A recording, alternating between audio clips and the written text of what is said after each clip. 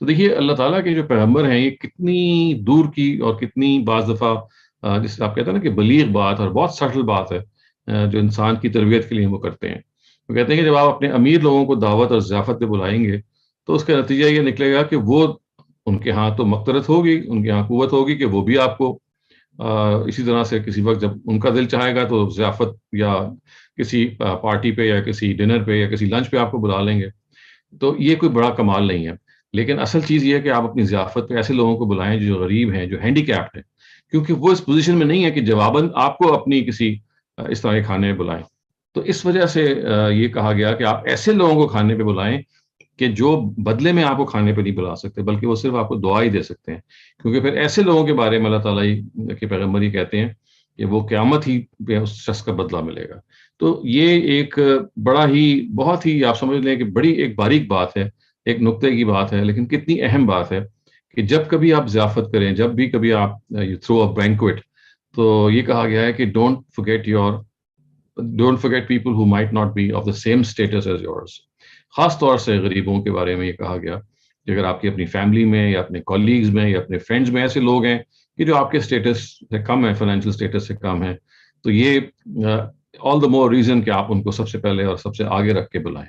اور دیکھیے اس کی جو مثال ہے حضرت مسیح نے کیا عمدہ مثال پیش کی ہے کہ جو لوگ آپ کے اپنے اسٹیٹس کے برابر ہوتے ہیں وہ آپ کو فوراً oblige کر دیں گے، اس لیے کہ وہ نیکسٹ ٹائم وہ دل تھرو بینکویٹ، آپ ان کے بینکویٹ پہ چلے جائیں گے، بس بات برابر ہو جائے گی. لیکن یہ غریب شخص جو ہے، جو آپ کی طرح کا یا آپ کے لیول کی کا جو بینکویٹ ہے، یہ جسٹ کی ناٹ افورڈ دیٹ. تو اس میں ظاہر ہے کہ آپ جب اس کو بلائیں گے تو یہ this will be purely out of your sincere intention, کیونکہ آپ کوئی بدلہ نہیں چاہ رہے ہوں گے. تو اللہ تعالیٰ کے پیغمبر ہی کہتے ہیں کہ پھر ایسے راست بازوں کی جو کے لیے آخرت ہوگی، ایسے جو نیکوکار ہیں ان کو پھر اللہ تعالیٰ بدلہ دیں گے. تو یہ ایک میری بڑی آپ کہہ سکتے ہیں کہ ایسی بات ہے کہ جو ایک ضمنی سی ہے، لیکن دیکھیے یہ اس کی جو دھار ہے، ریڈینس ہے، وہ بہت دور تک جاتی ہے. بعض دفعہ ایک چھوٹی سی بات ہوتی ہے لیکن the rays which come out of that small thing they are very very powerful. تو یہ بھی ایک بڑی پاورفل بات ہے. اور یہ دور تک جب آپ اس پہ سوچتے ہیں تو یہ اصل میں آپ کو یہ بتاتی ہے کہ اللہ تعالیٰ کے پیغمبر آپ کو اس چیز کو متنبع کرتے ہیں کہ نیور بی اسٹیٹس کانشیس. اپنے اسٹیٹس کے بارے میں اگر آپ کو خداوند تعالیٰ نے کوئی اسٹیٹس دے ہی دیا ہے تو کبھی اس کے بارے میں کوئی ابرام میں مبتلا نہ ہو، کسی غرور میں مبتلا نہ ہو، کیونکہ وہ آپ تو اس کو ڈیزرو نہیں کرتے تھے. یہ خداوند تعالیٰ کی عنایت تھی، اس کی دین تھی کہ اس نے آپ کو وہ اسٹیٹس دے دیا. تو کبھی اس بنیاد پہ کہ آپ سے کم تر اسٹیٹس کے جو لوگ ہیں وہ اگر آپ ان کو بلائیں گے تو عام طور سے لوگ اس لیے نہیں بلاتے کہ سوچتے ہیں کہ بھئی اگر میں نے ان کو بلایا تو میرے اپنے جو ویل ٹو ڈو لوگ ہیں وہ کیا کہیں گے، جی اچھا یہ ایسے فتو فقیروں کے ساتھ اس کا میل جول ہے یا اس کے رشتے دار ہیں. تو out of shyness, out of embarrassment you don't call such people. تو اللہ تعالیٰ کے جو پیغمبر ہیں وہ اصل میں بتاتے ہیں کہ اسٹیٹس کی جو چیز ہے وہ یہ ہے نہیں کہ آپ عزت میں، آپ مال و دولت میں لوگوں کو ناپنا شروع کر دیں. اسٹیٹس کی اصل چیز یہ ہے کہ آپ خدا کے کتنے قریب ہیں. تو خدا سے قریب ہونا تو ایک غریب سے غریب آدمی ہو سکتا ہے، ایک امیر سے امیر آدمی دور ہو سکتا ہے اس سے. تو اسٹیٹس کانشیس اگر آپ نے فائنینشیل اسٹیٹس پہ ہیں، اس پہ اگر آپ سمجھتے ہیں کہ یہ چیز بہت بڑی کوئی آپ کو بڑی فتح کی چیز ہے، تو this is where God wants you to, I mean God's prophets want you to really think about this کہ نہیں یہ بات صحیح نہیں ہے. اگر کوئی اسٹیٹس واقعی ہے تو وہ اخلاق کا اسٹیٹس ہے، وہ خدا سے قریب ہونے کا اسٹیٹس ہے. تو کبھی بھی کسی کو کم تر نہ سمجھیں، کبھی بھی اپنی حیثیت پہ نہ اترائیں، کیونکہ اگر آپ اپنی حیثیت پہ اترائیں گے تو اس کا نتیجہ صرف یہ نکلے گا کہ آپ کو جو خدا نے چیزیں دی ہیں آپ ان کے بارے میں کبھی بھی ان کو شیئر کرنے کے لیے آمادہ نہیں ہوں گے. اس لیے کہ انسان پھر اپنے اسٹیٹس کو مینٹین کرنے کی کوشش کرتا ہے، وہ چاہتا ہے کہ میری سے یہ چیزیں نہ چھنیں، اور وہ پھر اس کے اندر پرکنجوسی پہ طاری ہو جاتی ہے. He does not want to spend on others because he would like کہ بھئی اسی کو آگے بڑھایا جائے اور اسی کی زندگی جو ہے وہ عافیت میں گزرے. اللہ تعالیٰ کی پیغمبر کا ہم پہ عنایت ہے کہ وہ اس طرح کی باتیں ہمیں بتاتے ہیں. تو اپنے بینکویٹس میں، اپنے پارٹیز میں، اپنے گیدرنگز میں نیور forget کہ یہ جو چیزیں ہیں they should not reflect your status in any way, especially by debarring people who cannot who are not of the same status as yours. So اس کو بہت خاص طور سے ہمیں اپنے ذہن میں رکھنا ہے. سو خواتین رات، یہ ہمارا اسٹڈی سرکل کا چوتھا سیگمنٹ ہے جو ایک ماڈریٹڈ سیشن ہوتا ہے. عام طور سے ہم کسی موضوع پر اس میں بات کرتے ہیں آج ہم جس موضوع پہ بات کرنے جا رہے ہیں اس کا ہے عنوان میری سب سے بڑی خواہش، مائی گریٹسٹ وش. تو اس سے پہلے کہ میں مریم سے کہوں کہ وہ اس سیشن کو ماڈریٹ کرنا شروع کریں، یہ آپ کے سامنے میں اعلان بھی کرنا چاہتا ہوں کہ انشاءاللہ اگلے ہفتے سے جو ہمارا جو ٹائم ہے اسٹڈی سرکل کا وہ 1 گھنٹہ پہلے ہوگا، یعنی پاکستان کے لحاظ سے اب وہ 8 بجے ہوا کرے گا، یو ایس ایسٹرن ٹائم کے لحاظ سے وہ پھر اب 11 بجے ہوگا. اور اسی طرح سے جو ہمارے کچھ اور اس میں ٹائمنگز کی تبدیلی ہیں اور پروگرامز کی تبدیلی ہے، وہ انشاءاللہ جو میسیجز آتے ہیں واٹس ایپ گروپ پہ اس میں واضح ہو جائے گی. لیکن جو ایک امپورٹنٹ بات ہے وہ یہ ہے، کل کا سیشن تو ویسے ہی رہے گا جیسے آج کا سیشن تھا 9 بجے، لیکن آئندہ ہفتے سے جو اب سیشن سارے ہوا کریں گے they will be 1 hour earlier. So over to you, Mariam. Thank you very much, Dr. Salim. I think this is a really, really nice topic. I'll start off. I have two greatest wishes. One is for the hereafter and one is for here. So for the hereafter, my greatest wish is to die happy and end up in Jannah, hopefully. And there I'll request a pond of tuna sandwiches because I can eat as much as I want without worrying about my weight. Okay. My greatest wish in this life is to start and raise a happy family and also be able to serve my parents once they're older and need someone. So to have the capability to do both, those are my greatest wishes. MashaAllah, that's good. How about you? So I think my greatest wish would be that I am able to engage with the youth as much as possible, young minds as much as possible, as widely as possible, and have a dialogue with them and a discussion with them, and answering their questions regarding religion, and trying to help them in their navigation during their life. So maybe becoming a successful life coach or something like that. Thank you for sharing, Dr. Salim. Next, I'd like to ask Ghazal what her greatest wish would be. السلام علیکم جی. میں بھی اس کو 2 parts میں share کروں گی. ایک وہی ایک کہ اگلے جہان کے لیے میری خواہش ہے، اور یہ خواہش جو ہے وہ قرآن پاک پڑھتے ہوئے مجھے ہمیشہ سورہ واقعہ کی آیت جہاں پر اللہ تعالیٰ کہتے ہیں کہ پھر ایک گروہ دائیں والوں کا ہوگا سو کیا کہنے دائیں والوں کی، تو مجھے یہ بہت انسپائر کرتی ہے. اور میری ہمیشہ سے خواہش ہے کہ میں، میرے والدین، میری اولاد، میرے احباب، ہم سب دائیں ہاتھ والے شمار ہوں، مقربین میں سے ہوں. اور دوسری خواہش اس دنیا میں اپنے بچوں کے لیے ہے کہ وہ اس دنیا میں بھی ایک خوبصورت دنیا جئیں، اس میں اللہ تعالیٰ کا نظام سمجھیں اور اپنے لیے جو ہے وہ خود بھی صدقہ جاریہ بنے اور والدین کے لیے بھی بنے. So that's how I put it. شکریہ. That is good. Thank you for sharing. Shabana Ansari, would you like to share? Please go ahead, Shabana.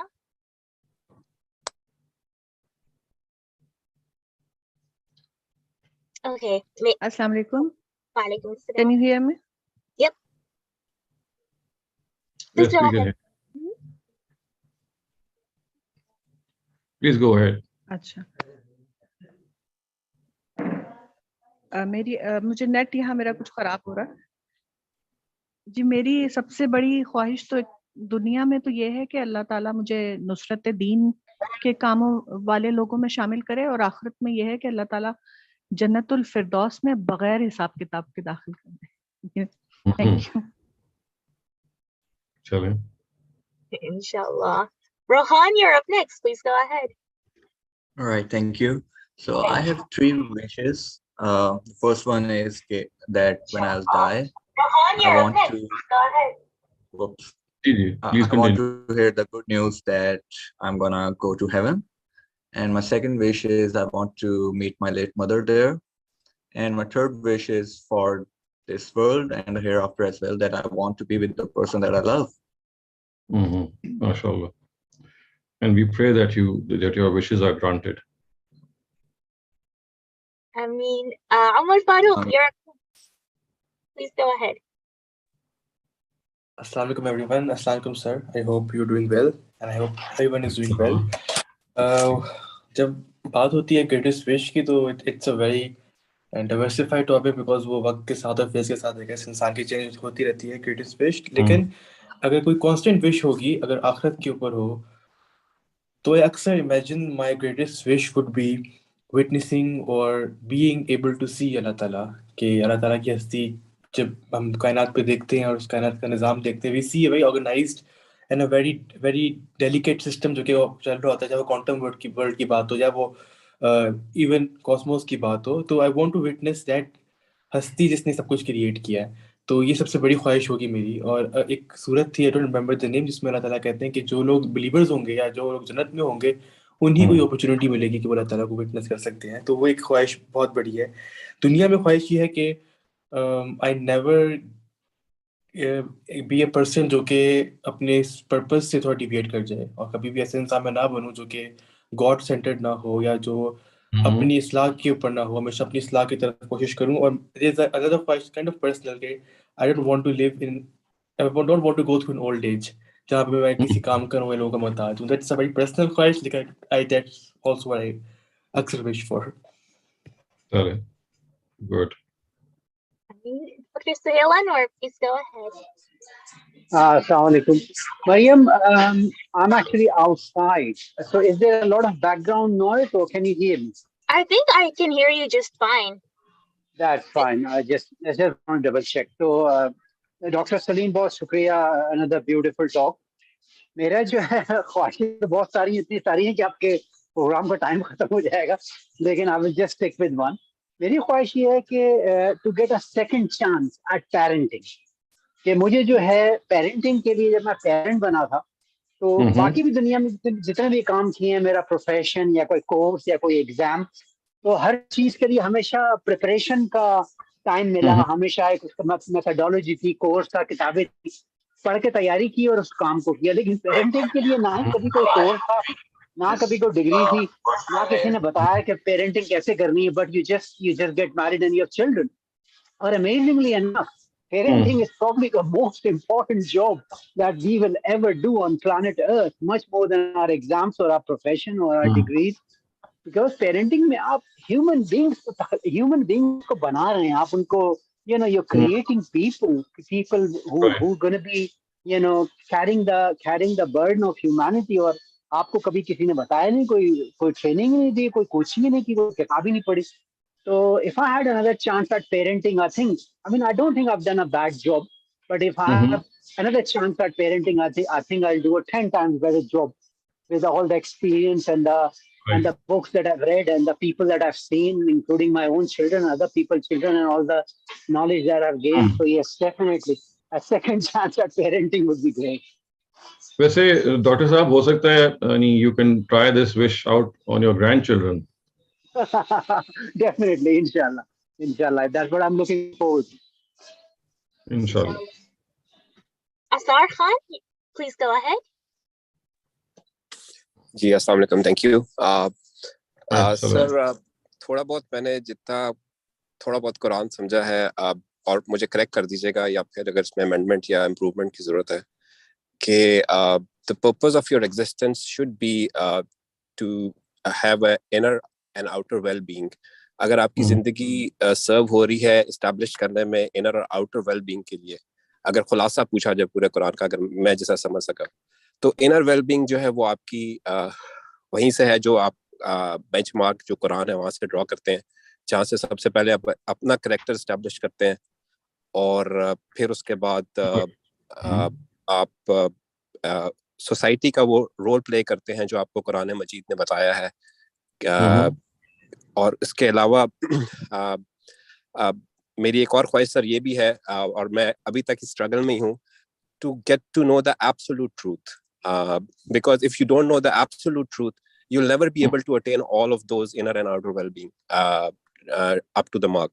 तो और इस स्ट्रगल में मेरी दुआ भी है और आप सबसे भी रिक्वेस्ट है कि अल्लाह ताला मुझे इस स्ट्रगल में कामयाब करे कि I could get to know the absolute truth, because when I go into finding out the truth, I find a lot of concatenations contaminations, fabrications.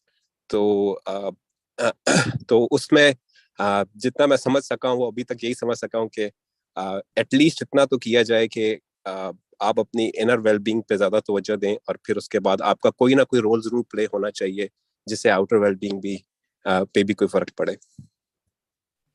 ठीक है, तो एक छोटा सा कमेंट मैं ये कर दूं आपको कि देखिए कुरान मजीद से ये मालूम होता है कि एब्सोल्यूट ट्रूथ तो शायद हम इस दुनिया में नहीं पा सकते, क्योंकि इंसान जो हमेशा एक रिलेटिव ट्रूथ तक भी जा रहा होता है, और हो सकता है वो पा भी ले, लेकिन he can never be sure of the 100% sure, क्योंकि ये एक ऐसा सफ़र है इंसान का कि जिसमें क्वेस्ट फॉर द ट्रूथ या सच्चाई की जो तलाश है, जब उस पर निकल खड़ा होता है तो क्योंकि इंसान के अंदर परफेक्शन नहीं है, तो बाज़ दफ़ा जो उसने सच एक्सेप्ट किया होता है कुछ अरसे के बाद वो रिवाइज हो जाता है या उसकी तनकीद उस पर सामने आ जाती है। तो ये it's like a journey which goes on. तो इस वजह से जो ज़्यादा अचीवेबल टारगेट है वो ये है कि अल्लाह ताला हम सबको सच की तलाश का हमेशा मुसाफिर बनाए रखे। तो ये तलाश है जो असल चीज़ है। मंजिल पे पहुंचना ये एक ऐसी चीज़ है कि जो यानी जब हम कहते हैं ना कि एब्सोल्यूट ट्रूथ, तो वो तो असल में उस पर बहुत सारे पर्दे पड़े होते हैं। वो अल्लाह ताला ही आखिरत में शायद पूरी की पूरी जो सच है वो नमूदार करे। दुनिया में तो हम असल में जिस चीज़ के मुकल्लफ हैं, जिस चीज़ की रिस्पॉन्सिबिलिटी है, वो ये है कि we just keep on finding the truth and keep on going about for this quest of truth. तो सच्चाई की तलाश में अगर आप निकल खड़े हुए हैं, तो जो भी जितना भी आपको सच मालूम हो गया है, अगर आपकी जिंदगी को उसके मुताबिक गुजारना शुरू कर दिया, बेशक कि वो सच अल्टीमेटली साबित ना हो, तो कुरान के इशारात ये हैं कि आप जिस चीज़ को सही समझ के ज़िंदगी गुजारते हैं, जितना भी आप सही समझते हैं, अगरचे कि वो अल्टीमेटली सही ना हो, तो अल्लाह ताला के यहाँ वो बहुत काबिल कबूल होती है। Right sir. अब सर यहाँ से छोटा सा एक क्वेश्चन मेरे ज़हन में आ गया, अगर आप इजाजत दें मैं वो हम क्वेश्चन फिर Q&A सेशन में ले लेते हैं, अभी तो हम सिर्फ जी थैंक यू। और सर अल्लामा इकबाल की वो एक जो पोएम है वो मुझे हमेशा से बड़ी इंस्पायर करती है, जिंदगी शम्मा की सूरत हो खुदाया मेरी, या वो दीन की सरफराजी की जिन्होंने उसमें बात की है। ठीक बात। Thank you. Thank you very much. I'd like to encourage other members to also. Oh, Imran Baver, please go ahead. जी अस्सलाम वालेकुम डॉक्टर साहब। वालेकुम अस्सलाम। डॉक्टर साहब कोई नई बात तो नहीं है, लेकिन दुनिया में मेरी यही ख्वाहिश है कि अल्लाह ताला मुझे अच्छा इंसान बनने की तौफीक दे, और मेरी वालदा अक्सर मुझे दुआ देती हैं कि अल्लाह ताला तुम्हें आफियत वाली ज़िंदगी दे, वो मेरे हक में कबूल करे। और आखिरत में जो है वो दुनिया की जो सबसे बड़ी मिस्ट्री है वो अल्लाह ताला की ज़ात है। अगर उसका इदराक आखिरत में नसीब हो जाए और अल्लाह ताला उन 70,000 लोगों में शामिल कर ले जिनको बगैर हिसाब किताब के जन्नत में दाखिल कर दे, तो ये दो छोटी छोटी ख्वाहिशें। Thank you. Salah Tawheed, you're up next. Please go ahead. जी शुक्रिया। अस्सलाम वालेकुम सर। दुनिया में मेरी ये ख्वाहिश है, मेरी उम्र इस वक्त 70 साल की हो गई है, तो यही महसूस होता है कि जो कुछ जितना मुझे अच्छा काम करना चाहिए था और जितना अमल करना चाहिए था, इल्म तो है लेकिन अमल कम है। तो मैं चाहती हूँ कि अल्लाह ताला मुझे सेहत की ज़िंदगी दे और मैं अगले कम से कम 20 साल जिंदा रहूं और वो सारे काम जो मैं चाहती हूँ वो मैं करूं। और उसके इंशाल्लाह आखिरत के लिए तो जैसे हम सब चाहते हैं कि अल्लाह हमसे राजी हो और हम जन्नत जाएं, तो मुझे सारे जो अंबिया हैं उनसे मिलने का बहुत शौक है। इब्राहिम अलैहिस्सलाम और बाकी सारे, ज़ाहिरी बात है नबी सल्लल्लाहु अलैहि वसल्लम, आदम अलैहिस्सलाम के उनको मैं देखूं, मिलूं, उनसे बात करूं। इंशाल्लाह वहाँ जन्नत में अगर आप पहुंच जाएंगी तो सबसे मुलाकात तो हो ही जाएगी इंशाल्लाह। मुलाकात हो जाएगी। जी शुक्रिया बहुत बहुत sir. I mean, I hope everyone's wishes get fulfilled, inshallah. Oh, no, Shaz Shafkat, please go ahead. Are you raising your hand for the Q&A or discussion? Hello. Yes, Dr. Assalamu alaikum. My greatest wish is to be able to understand the Quran as God wished that we understand the Quran. And in order to do that, to learn a little bit of Arabic, which I'm in the process of doing. I started pretty late in life, realizing the value of God's book. But now I am not only a Muslim by birth, I'm a Muslim by conviction. I would like to understand the Quran as God wished us to understand the Quran, and then spread the message of the Quran, not reading the Quran, but the message of the Quran to others, and earn a name for myself in this respect. Thank you, Doctor. MashaAllah, it's a very, very commendable desire. I'd like to encourage all the members and participants to please raise their hand right now if they'd still like to participate in the discussion. Otherwise, we'll move over to the Q&A. Okay, I guess let's move over to the Q&A. So for Q&A, I have a question from a chat question who asked, basically, if you want to do a Ramadan fast, if you want to make up for it, do you need to have your intention done before Fajr, or can you intend to after Fajr, depending on how you feel the next day? I mean, आप जब रोजा रखते हैं तो रोजा तो automatically intention से रखा जाता है ना, तो I don't see के how would you make an intention once you keep a fast? आमतौर से generally you fast with that intention कि आप रोजा रख रहे हैं. हाँ, अगर आप ये पूछ रहे हैं कि बाद में अगर आपको रोज़ा मुश्किल लगे और आप उसको इफ्तार कर सकते हैं या कर सकती हैं, तो ऑब्वियसली ये तो चॉइस है, किसी भी मजबूरी में आप you can just break the fast. लेकिन जब भी आप रोज़ा रखेंगे, I mean there has to be some intention, even if it is not expressed. बाज़ दफ़ा intention is not expressed, it is in your mind. तो कुछ तो होता ही है ना जहन में कि आप रोज़ा रखने जा रहे हैं, तो ऑब्वियसली वही इंटेंशन गवर्न करेगी आपके रोज़े को. Unless the question is different.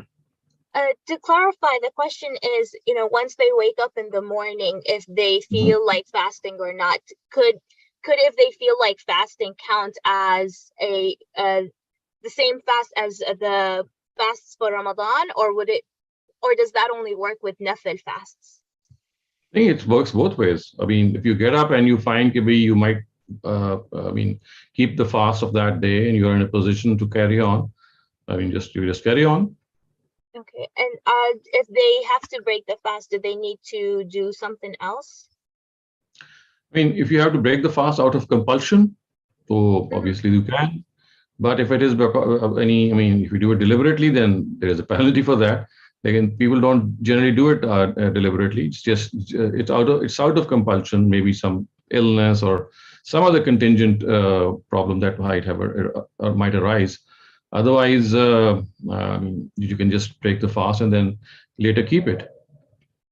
Okay. Thank you, Dr. Salim. And our next question comes from Muhammad Moinuddin Haider. Please go ahead.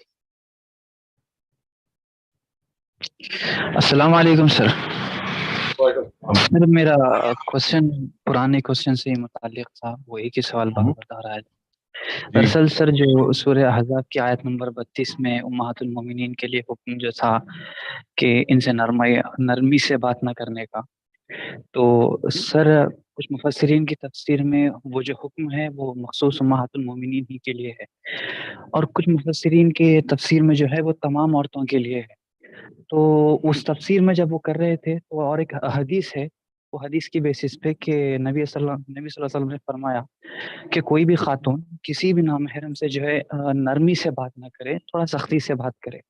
तो वो हदीस की बेसिस पे इसकी तफसीर की गई कि वो जो हुक्म है वो एक मिसाली नमूना बनाकर उम्महातुल मोमिनीन को तमाम उम्मत ख़वातीन के लिए जो है वो आम किया गया है. तो यहाँ पर ये रिजल्ट निकला है कि अगर आप किसी अपने रिश्तेदार से भी किसी से बात करते हैं तो आपकी अंदाज में जो है शफकत या मोहब्बत नहीं रहनी चाहिए, थोड़ी सख्त होनी चाहिए आपकी आवाज़. अगर कोई खातून अपने किसी रिश्तेदार से भी जो है नरमी से बात करती है, यानी नामहरम रिश्तेदार से, चाहे उसकी इरादा ये हो या ना हो कि अपनी तरफ बुराई की नीयत से उसे माइल करे, तब भी जो है वो गुनाहगार हो जाएंगी, क्योंकि नरमी से बात नहीं करने का. मोइन साहब, मैं आपका चूंकि सवाल बहुत दफ़ा आप मुझसे ज़ाती तौर पे भी पूछ चुके हैं, आप मुझे मैसेज भी भेज चुके हैं, मैंने 2 दफ़ा आपको ऑनलाइन भी जवाब दिया है. मैं अदब से आपकी खिदमत में वही जवाब अर्ज करूंगा कि देखिए, मैं एक जो जवाब दिया है उसको और जो हमारे आम लोग हैं या ट्रेडिशनल स्कॉलर्स हैं, आप दोनों के दलाइल को स्टडी कीजिए. आपको जिसकी दलील मजबूत लगे आप उसको फॉलो कीजिए. सर मसला ये नहीं है सर, लेकिन अभी जब कभी कोई नरम आवाज पड़ती है तो कान में ऐसा एक डर हो रहा है सर, किसी की आवाज अगर कान में नरमी से पड़ी तो मैं वही अर्ज कर रहा हूँ کہ وہ خوف اس لیے پیدا ہوا ہے نا کہ آپ استدلال کے بجائے اس چیز کو زیادہ اہمیت دے رہے ہیں کہ جو زیادہ تر لوگ بیان کر رہے ہیں.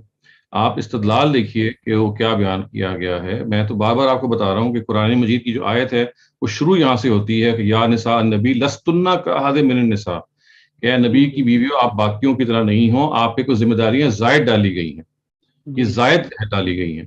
تو یہی ہے کہ منافقین، سورہ احزاب میں منافقین جو تھے وہ نبی صلی اللہ علیہ وسلم کی جو ازواج تھیں ان کا اسکینڈل بنانے کے لیے گھر ان کے چلے جاتے تھے یا اس طرح سے ان سے بات کرنے کی کوشش کرتے تھے، ان کو تنگ کرتے تھے. وہ پوری کی پوری سورہ اصل میں منافقین کی ان ریشہ دبانیوں پر اتری ہے، اور یہ تفصیل سے اس پہ میں آپ کو بتا بھی چکا ہوں. اس سلسلے میں آپ استاد امین احسن اصلاحی اور استاد جاوید احمد غامدی کی تفسیروں میں بھی آپ دیکھ سکتے ہیں. جس حدیث کی آپ بات کر رہے ہیں ایسی کوئی حدیث نہیں ہے کہ جو اس طرح کی صحیح صحت سے ثابت ہو کہ نبی صلی اللہ علیہ وسلم نے تمام عورتوں کو اس طرح سے منع کر دیا. وہ اگر آپ حدیث مجھے بھیجیں تو میں آپ کو بتا سکتا ہوں کہ اس کی اصل کیا ہے. بہت ساری روایتیں انسان لوگ کوٹ کر دیتے ہیں لیکن ان کی بنیاد نہیں ہوتی، اور یا ہوتی ہے تو وہ قرآن مجید کی روشنی میں ان کو دیکھا جاتا ہے. میں آپ سے گزارش یہ کروں گا کہ اس چیز کو اپنے اوپر طاری نہ کریں، کیونکہ مجھے یہ محسوس ہوتا ہے کہ اس چیز کو آپ نے اپنے اوپر طاری کر لیا. اس کو بہت سادہ طریقے سے آپ اس کا استدلال سمجھیے اور استدلال کی روشنی میں زندگی گزاریے. ہاں سر، تو میں نے یہی عرض کیا تھا، تو وہ کہہ رہے تھے کہ قرآنی آیت اور حدیث کے بیچ میں ٹکراؤ نہیں ہوتا. میں عرض کرتا ہوں نا کہ وہ آپ حدیث کو، وہ جو حدیث ہے وہ کس مجموعے میں پائی جاتی ہے؟ آپ نے وہ حدیث پڑھی ہے؟ جی نہیں، میرے استاد بتائے تھے. آپ استاد سے پوچھیں نا کہ وہ حدیث ہے کہاں، آپ کو اس حدیث کی حقیقت پتہ چل جائے گی. حدیث کے بارے میں تو جب تک اس کی تحقیق نہ کر لی جائے کہ وہ کون سی حدیث ہے، کدھر بیان ہوئی ہے، کیا بات کر رہی ہے، محض کہہ دینے سے تو نہیں نا روایت بن جاتی. ایسی کوئی صحیح روایت موجود نہیں ہے.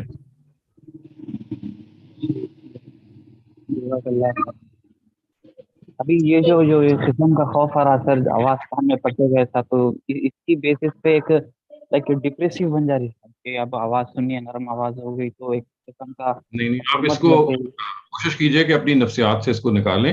یہ ایک علم کا مسئلہ ہے، اور علمی لحاظ سے قرآن مجید ایک فیصلہ کن جگہ پہ کھڑا ہے، اور روایت جو ہے اس کی ہمیشہ توجہ کی جائے گی. اول تو اس طرح کی کوئی روایت ہے نہیں اس موضوع کی جس طرح سے وہ بیان کرتے ہیں. ان سے کہیں کہ اس روایت کو وہ پیش کریں. آپ وہ مجھے بھیجیے روایت پہ، میں آپ کو بتاؤں گا اس کی اصل کیا ہے. جی سر، ضرور. جزاک اللہ. Thank you. Our next question comes from Adil. Please go ahead. جی السلام علیکم ڈاکٹر صاحب. وعلیکم السلام. سر یہ جو بیسیکلی والدین جو دنیا سے چلے گئے ہیں لیکن آپ چاہتے ہیں کہ آپ ان کے لیے کچھ کر سکیں، میرے انڈرسٹینڈنگ کے مطابق آپ یہ کہتے ہیں کہ اب ایسا کوئی چیز نہیں ہوتی ہے، سارے ثواب بھی ایسی کوئی عمل نہیں ہے جو کہ آپ کر سکیں جس کا ان کو اب دنیا سے جانے کے بعد فائدہ ہو جائے. کیا یہ انڈرسٹینڈنگ درست ہے جو میں آپ کی بات سے سمجھوں؟ اور دوسرا یہ کہ اگر میں زندہ ہوں اور لیکن میں یہ چاہتا ہوں کہ میرے دنیا سے جانے کے بعد بھی میرے اعمال میں اضافہ ہوتا رہے، تو میں کیا کر سکتا ہوں اپنی زندگی میں؟ چلے اگر میں اپنے والدین کے لیے کچھ نہیں کر سکتا تو نہیں، اپنی زندگی میں اپنے لیے آپ کریں گے نا، وہ تو بے تحاشا چیزیں ہیں جو آپ کر سکتے ہیں. کوئی بھی مطلب آپ ہر جو نیکی کا کام آپ کریں گے وہ آپ کے لیے ایک ریوارڈ کا باعث بنے گا.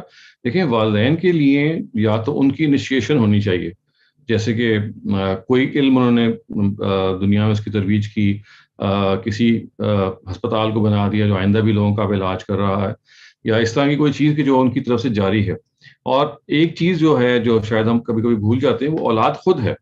یعنی آپ اپنے والدین کی اگر تربیت کا نتیجہ ہیں اور یقیناً ہیں، تو آپ سے جو بھی نیکیاں صادر ہوں گی وہ اس کا اجر آپ کو بھی ملے گا اور انڈائریکٹلی آپ کے پیرنٹس کو بھی ملے گا، کیونکہ ان کی تربیت کے باعث، ان کی اچھی تربیت کے باعث آپ سے یہ نیکیاں ہو رہی ہیں. تو اگر تو انہوں نے آپ کی تربیت میں حصہ ڈالا، آپ کو نیک بنانے میں حصہ ڈالا، تو آپ کی نیکیاں جو ہیں وہ آپ کو بھی اجر دیں گی اور ان کو بھی دیں گی. اس وجہ سے اس کو بھی ذہن میں رکھیے کہ اولاد خود بذات خود ایک صدقہ جاریہ ہوتی ہے، کہ آپ کا جو عمل ہے وہ اپنے والدین کے لیے ریوارڈ کا باعث بنے گا، کیونکہ they have worked on you. اور اپنی بارے میں تو میں یہ عرض کروں گا کہ جو کچھ بھی آپ کریں گے اپنے لیے وہ آپ کے لیے ایکیومولیٹڈ رہے گا، وہ آپ کو ریوارڈنگ ہوگا. اور اگر آپ کوئی ایسی چیز کر کے جا رہے ہیں دنیا میں کہ جس کو آپ انیشیٹ کر دیں گے اور آپ کے بعد بھی وہ جاری رہے گی، تو آپ کو ایوارڈ ملتا رہے گا، اس کو ریوارڈ ملتا رہے گا. اور کچھ نہیں تو آپ اپنے بچوں کی تربیت اگر آپ اچھی کرتے ہیں، تو جیسے آپ کے والدین نے اگر اچھی تربیت کی تو ان کو اجر ملے گا آپ کے عمل سے. تو اگر آپ نے اپنے بچوں کی اچھی تربیت کر دی تو ان بچوں کا جو عمل ہے، اور یہ آگے تک جائے گا، بچے اور پوتے اور آگے آگے جو جتنے بھی جنریشنز ہیں، اگر جس نے اس کو انیشیٹ کیا سائیکل کو، اس نیکی کی عادت کو، تو وہ جب تک باقی رہے گی اس وقت تک وہ جو پروجینیٹر ہے، جو اوریجنل اینسیسٹر ہے، اس کو ملتا رہے گا اجر. Thank you very much. Adil will come back to your remaining questions in a bit. Omar Farouk, please go ahead. السلام علیکم سر. وعلیکم السلام. میرے بیسکلی 2 کویشچنس ہیں. پہلا کویشچن تو میرا یہ ہے کہ ریلیجن میں، چاہے ہم کوئی بھی ریلیجن کی بات کریں، توبہ کا کنسیپٹ ایک بہت انٹیگرل اور بہت ایک سودھی کنسیپٹ ہے، اور یہ وہ کنسیپٹ ہے جس سے انسان جو ہوتا ہے بہت ڈیویشن کے باوجود وہ سیدھے راستے پہ آ جاتا ہے، بیکاز ایک امید ہوتی ہے، ایک ہوپ ہوتی ہے. لیکن یہ عام طور پہ دیکھا گیا ہے کہ توبہ کے کنسیپٹ کو ایک طرح سے انسان کے اندر پوٹینشیل ہے مس یوز کرنے کا بھی، کہ وہ گناہ کو کرتا ہے اس نیت کے ساتھ کہ بعد میں توبہ ہو جائے گی، بعد میں گناہ معاف ہو جائیں گے، بعد میں وہ توبہ کر لے گا. تو اس چیز کو کیسے دیکھنا ہے کہ وہ اس طرح سے گناہ تو نہیں کر رہا کہ اس کو توبہ جو ہے ایک طرح کا کوپنگ میکنزم بن جائے، نہ کہ ایک راستہ بن جائے حق کی طرف جانے کا یا حق کی طرف آنے کا. دوسرا کویشچن میرا یہ تھا کہ انسان ایک مسلمان جو ہے کیا one question at a time کر لیتے ہیں. دیکھیے توبہ کا جو کانسیپٹ ہے اس کو اگر آپ صحیح سمجھ لیں تو اس کا اصل مطلب یہ ہے کہ آپ اللہ تعالیٰ کی طرف سے یا اللہ تعالیٰ کی طرف بار بار پلٹتے ہیں اور اپنی جو کوتاہی ہے اس کے بارے میں نہ صرف یہ ہے کہ آپ شرمندہ ہوتے ہیں، خدا سے معافی مانگتے ہیں. قرآن مجید ایک آگے بڑھ کے چیز ایڈ کرتا ہے، وہ کہتا ہے کہ الذین تابوا واصلحوا، یعنی نہ صرف توبہ کرنا کافی نہیں ہے، توبہ کا ایک جز یہ بھی ہے کہ جو آپ سے غلطی ہوئی ہے اس کی آپ پھر یعنی اس کی اصلاح کریں. یعنی زبان سے توبہ کر دینا کافی نہیں ہے بلکہ عمل سے اس کی اصلاح بھی ضروری ہے. تو عمل سے جو اصلاح ہوگی تو پھر ظاہر ہے کہ آپ اس میں کوئی کردار ادا کر سکیں گے. دوسری بات یہ ہے کہ اس چیز کے بارے میں کہ آپ اگر توبہ کرنے کی نیت سے زندگی گزاریں اور غلطی پھر بھی انسان سے بار بار ہوتی ہے، تو اس چیز کو ذہن میں رکھنا چاہیے کہ یہ ایک ایسی چیز ہے کہ جو انسان کو ایک کانسٹنٹ ایفرٹ سے حاصل ہوتی ہے. یعنی انسان جتنا مرضی کوشش کر لے کہ میں غلطی پہ قابو پاؤں گا، بعض دفعہ ایسا ہوتا ہے کہ جو آپ کی عادتوں والی غلطی ہوتی ہے، جو آپ کی عادی غلطی کہنا چاہیے، وہ جاتے جاتی ہے، جس کے نتیجے میں you need to repeatedly seek God's forgiveness, کہ آپ بار بار خدا کے آگے جھکیں، بار بار یہ کہیں جی کہ میرے سے غلطی بار بار ہو رہی ہے، میری آپ مدد کریں تاکہ میں اس غلطی سے نکل آؤں. تیسری چیز یہ ہے کہ اس سلسلے میں جو نا امیدی ہے وہ بالکل نہیں ہونی چاہیے، کیونکہ اللہ تعالیٰ قرآن مجید میں ایک اور چیز بیان کرتے ہیں، وہ یہ ہے کہ اگر آپ سے کوئی گناہ ہو جائے اور جذبات میں آپ گناہ ہو جائے، یعنی قرآن کے الفاظ یہ ہے کہ سوا بجہالہ، جہالہ عربی زبان میں جذبات سے آ کے غلطی کرنے کو کہتے ہیں. تو اگر آپ سے یعنی آپ جذبات میں سوا بجہالہ کا مطلب ہے جذبات سے غلطی اگر آپ نے کر دی، آپ کے اوور ویلڈ بائی ایموشنز، تو پھر اللہ تعالیٰ کہتے ہیں کہ اگر جیسے ہی آپ اس جذبات آپ کے ٹھنڈے ہوئے اور آپ کو سمجھ آ گئی کہ میں نے غلطی کی اور آپ نے فوراً توبہ کر لی، تو اللہ کہتے ہیں میرے پہ یہ واجب ہے کہ میں اس شخص کو معاف کر دوں. It is incumbent upon me کہ اگر آپ نے فوراً توبہ کر لی، لیکن وہ والے گناہ کہ جو آپ نے جذبات میں آگے کیے ہیں، ٹھنڈے پیٹوں گناہ کرنا، یہ ان کے بارے میں نہیں ہے. جو جذبات میں آئے گناہ ہوتے ہیں، خداوند تعالیٰ کہتے ہیں کہ ان کی جو معافی ہے اللہ تعالیٰ فوراً کر دیں گے. پانچویں چیز یا چوتھی چیز اس سلسلے میں یہ ہے کہ جو ہمارے ہاں توبہ کے بارے میں اکثر یہ کہا جاتا ہے نا کہ حقوق العباد اور حقوق اللہ کے حوالے سے کہ بھی اللہ تعالیٰ تو اپنے حقوق کو معاف کر دیں گے، اور معاف کرنے کی صلاحیت اور اہلیت تو رکھتے ہی ہیں. ہمیں اصل میں حقوق العباد کے بارے میں زیادہ پریشان ہونا چاہیے. دیکھیے یہ بھی ایک ایسی غلط فہمی ہے کہ بعض دفعہ آپ اس کو جب کسی ایک طرف جب وزن ڈال دیتے ہیں تو دوسری چیز متاثر ہوتی ہے. تو اللہ کے حقوق کو ادا کرنا اور اس میں کوتاہی نہ کرنا بھی ضروری ہے، اور بندوں کے حقوق کے ماننا بھی ضروری ہے. تو یہ جو ایک بلینکٹ سٹیٹمنٹ ہے کہ اللہ تعالیٰ اپنے حقوق کو معاف کر دے گا، توبہ قبول کرے گا، کرنے کو وہ کر سکتا ہے، لیکن وہ اپنے قانون پہ کرے گا، یہ ضروری نہیں کہ وہ کرے.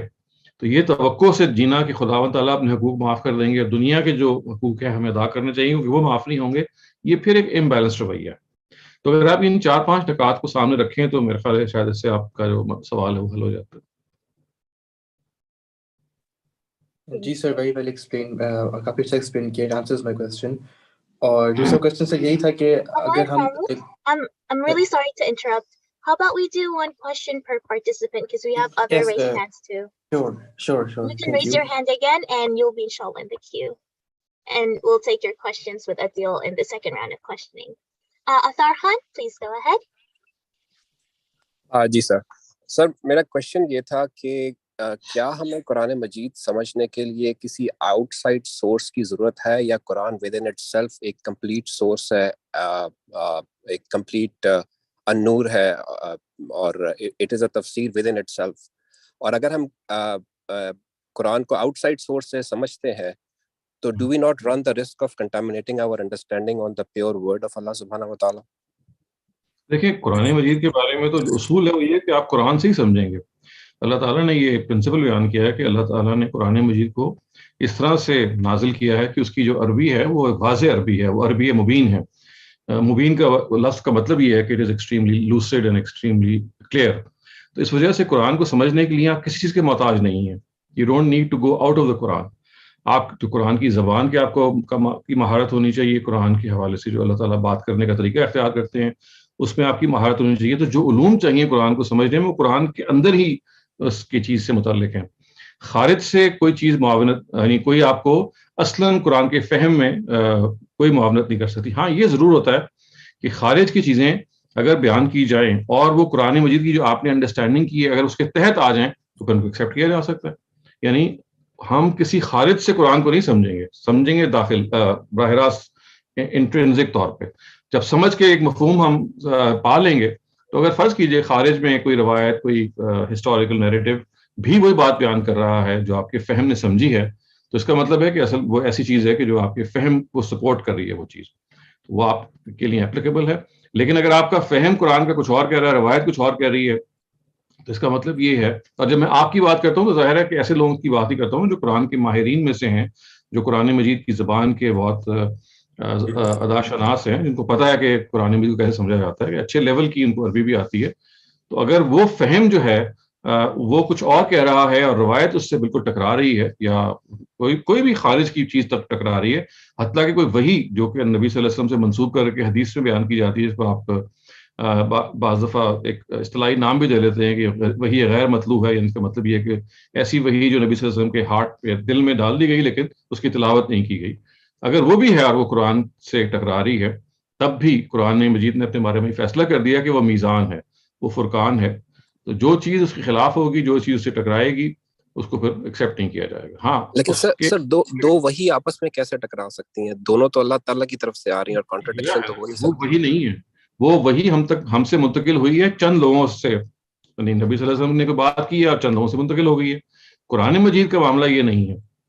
اللہ تعالیٰ نے قرآن مجید کے بارے میں اس طرح سے اس کو ہم تک پہنچایا ہے کہ ہزاروں لاکھوں لوگوں نے اس کو ٹرانسمٹ کیا، اور اللہ تعالیٰ کا پرپز یہ تھا کہ اس کو ٹرانسمٹ کیا جائے. تو وہ جو دوسری وحی ہوتی ہے وہ تو نبی صلی اللہ علیہ وسلم یا پیغمبر کی اپنی تربیت کے لیے عام طور سے ہوتی ہے. اگر اللہ تعالیٰ کا منشا یہ ہوتا ہے کہ اس کو بھی پرزرو کیا جاتا اور لوگوں تک پہنچایا جاتا، تو پھر وہ قرآن مجید میں اس کو نازل کرتے. جب پرسنلی وہ نبی صلی اللہ علیہ وسلم سے کوئی بات کرتے ہیں، اس کی تو ہزاروں مسائل موجود ہیں. آخر وہ پیغمبر ہیں، ان کو ایجوکیٹ کرنا ہے، ان کو انسٹرکٹ کرنا ہے. تو بہت ساری باتیں قرآن سے معلوم ہوتا ہے کہ اللہ اور ان کے درمیان جاری ہیں جو قرآن سے باہر ہیں، جاری نہیں تھی. اس وجہ سے وہ ان کی ایک ذاتی تربیت کی چیزوں کو سمجھا جائے گا. یعنی وہ دے کیناٹ اوور رائڈ دا قرآن، کیونکہ جو قرآن مجید ہے اس کا مقصد تھا دنیا تک اللہ تعالیٰ نے اس کو رکھا تھا پہنچانے کا. حدیث کے بارے میں یا جو اس طرح کی تمام جو چیزیں ہیں، یہ تو پیدا ہی یہاں سے ہوئی ہیں کہ جب لوگوں نے ان کو سننا شروع کیا تو لوگوں نے کہا اچھا یہ اچھی باتیں ہم ان کو پہنچائیں گے. ان کو کبھی نبی صلی اللہ علیہ وسلم نے خود انیشیٹ نہیں کیا. کسی روایت کے بارے میں آپ نے حکم نہیں دیا کہ میں یہ آپ کو میں نے اس وقت بات بتائی ہے، جائیے اس کو اور آگے بیان کیجیے. جبکہ قرآن کے بارے میں آپ نے ہر ایک سے کہا کہ بلغو ولو آیا، بلغو انی ولو آیا، میری طرف سے آپ پہنچائے اگرچہ وہ ایک آیت ہی کیوں نہ ہو. تو وہ ذمہ داری اور ہے.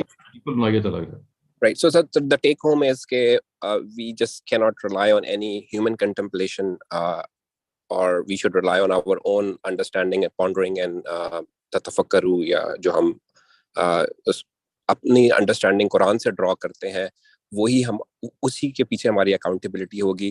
It is more risky if we comply with any other human interpretation. یہ دیکھیں اس کے دو درجے ہیں. آپ اگر اس لیول پہ نہیں ہیں کہ آپ مثال کے طور پہ قرآن کی انٹرپریٹیشن خود کر سکتے تو پھر تو آپ کسی پہ رلائی کریں گے نا، کسی مفسر پہ رلائی کریں گے. پھر وہاں پہ آپ استدلال کو ترجیح دیں گے. خود جو مطلب طے کرنا ہے یہ تو بہت آگے کی چیز ہے نا. یہ تو ایک الٹیمیٹ کوئی شخص جو قرآن کا عالم ہے وہ کرتا ہے. تو ایک سیکنڈری جگہ یہ ہوتی ہے کہ مختلف قرآن کے جو علماء ہیں، جیسے مختلف تفسیریں لکھتی ہیں اور مختلف آراء بیان کرتی ہیں. اب آپ ان آراء کو سمجھنے میں اور ترجیح قائم کرنے میں تو آپ کر سکتے ہیں، لیکن زیادہ تر لوگ ہوتے ہیں جو خود آراء نہیں قائم کر سکتے. سمجھی ہوئی آراء کو کمپیئر کر سکتے ہیں, ایویلیویٹ کر سکتے ہیں یا کرٹیک کر سکتے ہیں. تو یہ ایسے ہی ہے کہ جیسے دنیا میں آئنسٹائن یا نیوٹن تو ایک دو پیدا ہوتے ہیں, لیکن ان نظریات کو سمجھنے اور سمجھانے والے بے تحاشا ہوتے ہیں. تو بالکل ایسے ہی مفسرین کے لیول کے لوگ تو بڑے کم ہوں گے کہ جو قرآن کو انٹرپریٹ کر کے دے دیں, ترجمہ کر دیں, تفسیر لکھ دیں. لیکن جب وہ کر دیں گے تو پھر بہت سارے لوگ جو ہیں ان کو سمجھ سکتے ہیں, اور اس سمجھنے میں اگر اختلاف ہوگا تو دلائل کی بنیاد پہ آپ ترجیح دے سکتے ہیں. All right. Got it. Thank you, sir. Asif Ali, you're up next. Please go ahead. جی السلام علیکم. میری آواز آ رہی ہے ٹھیک؟ جی آ رہی ہے بالکل. جی میرا سوال یہ تھا کہ ابھی جب آپ نے شروع کیا اور وہ آپ کا جو اسٹڈی سرکل سیشن تھا تو اس میں آپ نے جو ترجمہ جو شیئر کیا اس کا یہ تھا کہ ان کا عہد تمام ہوا. تو یہ جو عہد ہے یہ اگر میں غلط نہیں سمجھ رہا تو یہ یہودا اور نصارہ یعنی اور مشرکین جو مخاطبین ہیں رسول اللہ کے ان کے بارے میں بات ہو رہی ہے. ظاہر مشرکین تو بنی اسرائیل کے بارے میں ہے, کیونکہ مکی سورہ نہیں نا, مدنی سورہ ہے, تو مشرکین تو مخاطب ہوتے ہیں مکی سورات میں. یہاں یہ اہل کتاب مخاطب ہیں, اور اہل کتاب کے پاس چونکہ ذمہ داری تھی دین کو پہنچانے کی, تو یہ بتایا جا رہا ہے کہ وہ ذمہ داری ان سے لے لی جا رہی ہے کیونکہ اس ذمہ داری کو انہوں نے پورا نہیں کیا, اور اب بنی اسماعیل کو سپورٹ کی جا رہی ہے. تو ان کا عہد اب ختم ہوا اور بنی اسماعیل کا عہد اب شروع ہو رہا ہے.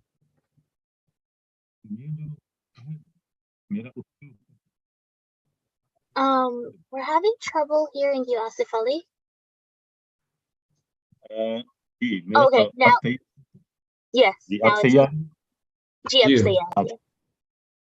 تو میرا سوال یہ تھا کہ جو عہد ہے یہ سورہ بقرہ میں بھی اس کا ذکر ہے اور کافی ڈیٹیل سے ہے, تو کیا اس عہد میں جو ہمارے آخری رسول ہیں صلی اللہ علیہ وسلم کیا ان کا ماننا بھی شامل تھا؟ اور اگر ان کا ماننا شامل تھا تو ظاہر ہے قرآن تو اس وقت نازل نہیں ہوا تھا, تو ظاہر ہے اس کا ذکر انجیل میں ہوگا یا تورات میں ہوگا یا زبور میں ہوگا. اور کیا اس عہد میں اگر اس رسول اللہ کا ماننا شامل تھا اور پھر اس کنٹینیویشن میں انہوں نے یہ چیز نہیں مانی اور پھر ان کے اوپر جو ہے وہ ذلت یعنی اس توڑنے کے نتیجے میں نافذ ہوئی, تو یہ جو رسول اللہ کا ماننا ہے یہ اگر اس وقت انہوں نے اس کو ڈینائی کیا تو وہ تو فیوچر میں بات ہو رہی تھی, تو عذاب ان کا کیا باقی چیزوں کے توڑنے پر نازل ہوا اور رسول اللہ کا عذاب ایک فیوچر کی پریڈکشن تھی؟ مطلب شاید میں سمجھا پا رہا ہوں یا نہیں ہے. کچھ بات سمجھ گیا ہوں آپ کی. دیکھیں نبی ان سے عہد لیا گیا تھا کہ مستقبل میں ان کے پاس ایک پیغمبر بھی آئیں گے اور آپ نے ان پیغمبر کو ماننا ہے. چنانچہ تورات میں اور انجیل میں نبی صلی اللہ علیہ وسلم کے آنے کی پیشن گوئیاں موجود ہیں اور ان کو یہ وہ مکلف تھے کہ وہ اس کو مانے. تو یہ بہت ساری چیزوں میں سے ایک بات یہ بھی تھی کہ انہوں نے یہ عہد توڑا کہ ایک وہ پیغمبر کے جس پیغمبر کو انہوں نے ماننے کے بارے میں ان کی اپنی کتابوں نے ان سے عہد لیا تھا کہ آپ نے آنے والے پیغمبر کو ماننا ہے, انہوں نے اس کا انکار کر دیا. اور یہ ایک چیز تھی اور ایک بڑی چیز تھی, لیکن اس کے علاوہ بعض اور چیزیں بھی تھیں جس کو انہوں نے خیال نہیں رکھا. مثلا دیکھیے کہ نبی صلی اللہ علیہ وسلم سے پہلے جو انبیاء آئے ہیں ان میں انہوں نے حضرت مسیح کے ساتھ جو معاملہ کیا, خاص طور سے جو یہود نے کیا, ان کا انکار کر دیا, بلکہ ان کو صلیب دینے کی کوشش کی انہوں نے. اس سے پہلے 2000 سال کی تاریخ میں ان کے ہاں بے پناہ پیغمبر آئے بنی اسرائیل میں, ان میں سے بعض کو انہوں نے قتل کر دیا, وہ کامیاب ہو گئے. حضرت موسیٰ کے بارے میں قرآن ہی کہتا ہے کہ آذوا موسیٰ لا تکونوا کالذین آذوا موسیٰ, کہ تم یعنی اہل ایمان کو مخاطب کر کے کہا ہے قرآن نے کہ آپ ایسے نہ ہو جائیے گا جیسے موسیٰ کی قوم تھی جنہوں نے اپنے پیغمبر کو اذیت دی. تو ان کا معاملہ یہ تھا کہ انہوں نے پے در پے 2000 سال کی تاریخ میں جب انبیاء آئے ان کے ساتھ انہوں نے نقض عہد کیا, عہد کو توڑا, ان کے ساتھ رویہ صحیح اختیار نہیں کیا, اور پھر آخری پیغمبر کے بارے میں انہوں نے یہ رویہ اختیار کیا کہ جو بالکل ایک سے کہتے ہیں نا کہ لاسٹ نیل ان دا کفن, کہ ان کا بھی انہوں نے انکار کر دیا. تو یہ جب سب چیزیں ہو گئیں تو پھر ان کو اس منصب سے معزول کر دیا گیا. یعنی آپ سمجھ لیجئے کہ ان کو جس منصب پہ فائز کیا گیا تھا وہ تھا شہادت کا منصب. شہادت کا مطلب ہے آپ اللہ کے دین کی گواہی دیں گے بقیہ اقوام پہ. تو اس گواہی پر وہ پورا نہیں, گواہی دینے کی ذمہ داری پہ انہوں نے پورا نہیں اترے, اور نہ صرف یہ کہ پورا نہیں اترے بلکہ یہ جرائم بھی کیے انہوں نے. اور یہ جرائم جیسے میں نے بیان کیا اس میں نبی صلی اللہ علیہ وسلم کا انکار ایک جرم تھا, اس کے علاوہ بھی انہوں نے پچھلے انبیاء کو بھی بعض کو قتل کیا, بعض کس کو اذیت پہنچائی, تو مجموعی طور پہ جو ایک فریم ورک بنا اس میں they prove to be unworthy of this position. بہت شکریہ. Thank you. Nishad Shafkat, you're up next. Please go ahead. Ji, Dr. Saab, could you please explain the responsibility of a parent with regard to his male child? Does he have the authority to take a stick and make his son pray, and pray especially in a mosque when situations is a little difficult and dangerous like it is now in certain parts of Pakistan? Does he have the authority to insist that his child goes to the mosque even for Fajr when it is a little dangerous and the mother feels a little apprehensive? تو اس کے بارے میں سر تھوڑا سا اگر explain کرتے ہیں. آپ تو مسجد کی بات کر رہے ہیں, میں تو کہہ رہا ہوں گھر میں بھی یہ کام کرنے ہرگز نہیں کرنا چاہیے کہ آپ ڈنڈا اٹھا لیں یا زبردستی کریں. یہ تو اللہ تعالیٰ کے سامنے کسی بچے کو جب آپ زبردستی کریں گے, یعنی میں تو, آپ تو مسجد کی بات کر رہے ہیں, میں تو کہہ رہا ہوں کہ گھر میں بھی اگر آپ نے زبردستی کی تو it will just create hate in him for God اور فار ورشپ.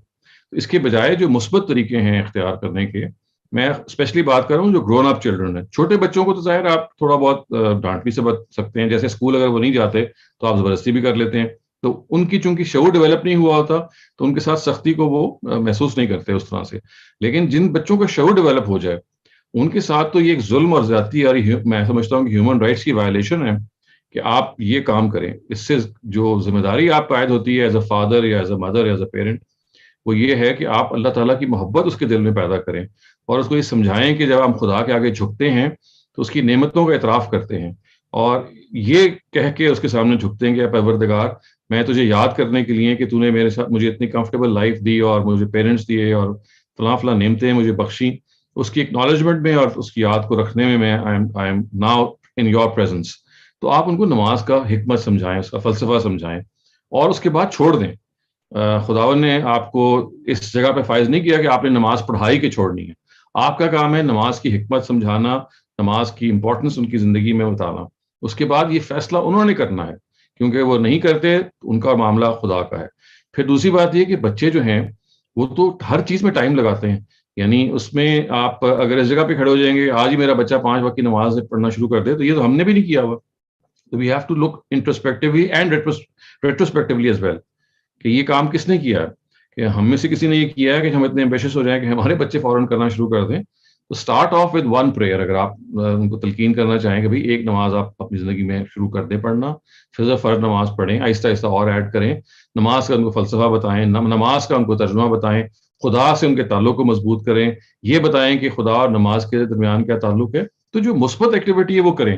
یہ جو ڈنڈے مار کے یا ڈرا کے خدا کے قریب لانا ہے, یہ تو کوئی طریقہ ہی نہیں ہے, خدا نے تو کبھی بھی سجیسٹ نہیں کیا. اور اگر آپ کا اشارہ اس روایت کی طرف ہے کہ آپ مار مار کے بچوں کو پڑھائیں, جیسے ایک روایت کے بارے میں بیان کیا جاتا ہے کہ اگر 7 سال کا بچہ نماز نہیں پڑھتا تو فلاں کام کریں, اس کو اپنے بیڈ سے الگ کر دیں, اور 10 سال کا نہیں پڑھتا تو اس کو پٹائی کریں, تو یہ روایت ایک کمزور روایت ہے, یہ روایت ایک ضعیف روایت ہے. یہ روایت ہمارے یہاں عام ہو گئی ہے, اور اس کی بنیاد پہ بچوں کو زبردستی نمازیں پڑھائی جاتی ہیں at a very young age. تو نبی صلی اللہ علیہ وسلم کی طرف سے ایسی کوئی بات جو ہے وہ صحت کے ساتھ ثابت نہیں ہے. تو اپنے بچوں کو آپ شعور ان کا بلند کیجئے, ان کو سمجھائیے کہ زندگی کا مقصد کیا ہے, زندگی کی جو اعلیٰ اہداف ہیں وہ کیا ہیں, اور اس کے بعد stop short of doing anything more than that. جیسے ہی آپ زبردستی کریں, زبردستی تو وہ چیز ہے کہ انسان کی نفسیات اس کو قبول ہی نہیں کرے گی. کسی کام میں بھی زبردستی جب آپ کرتے ہیں, ریگارڈلیس کہ وہ نماز ہے یا کوئی اور چیز ہے, the other person is not going to accept that however he might be. تو یہ ذہن میں رکھیے گا کہ نماز کے لیے مکلف وہ ہیں خدا کے آگے, آپ نہیں ہیں.